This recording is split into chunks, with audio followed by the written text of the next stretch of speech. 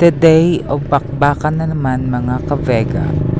While sumakay ako ng tricycle mga kabega, may pupuntahan naman tayong client, magpapariban at magpabotox. Brazilian daw siya mga kabega.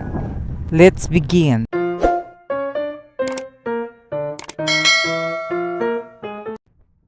Kahit stress yan mga kabega, nagpapakit pa rin yan mga kabega. At ito nga pala yung buhok niya mga kabega, hindi ko pa na-applyan ng unang medisina ng riban mga kabega. Ayan mga kabega, sobrang taas at ang wavy ng kanyang buhok mga kabega. Lalo pa yan tataas mamaya. At ngayon nagsisimula na ako sa pag-apply ng unang medisina ng riban mga kabega. Ayan mga kabega.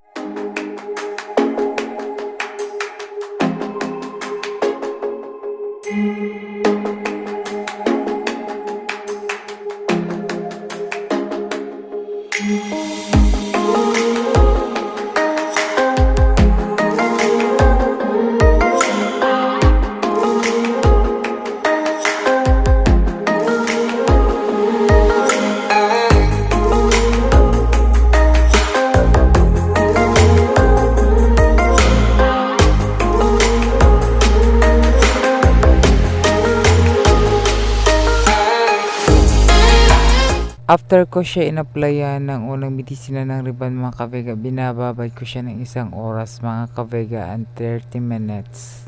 After ko siya binababad mga kabega, binabanlawan ko ang kanyang buhok mga kabega. At pagkatapos niyan mga kabega, i-blower ko, i-hair dry ko ang kanyang buhok mga kabega.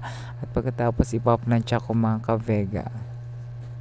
At ngayon mga kabega, nagpo-proceed na ako sa pagpapatuyo ng kanyang buhok mga kabega. Ayan mga kabega.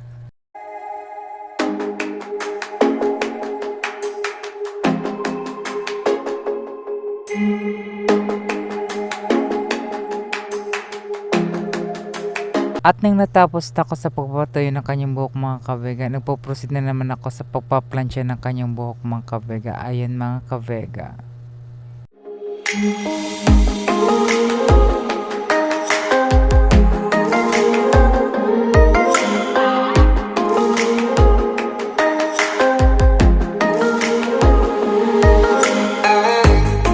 At nang natapos na ako sa pagpaplansya ng kanyang buhok mga kabega, nilagyan ko siya ng pangalawang medisina ng riban mga kabega at binababay ko siya ng 30 minutes mga kabega.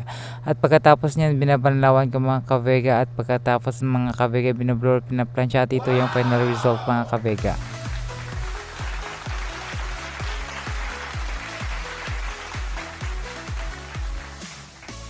Maraming salamat sa pagsubaybay nyo lagi ng vlog ko mga kabega. Hanggang dito na lang, bye bye!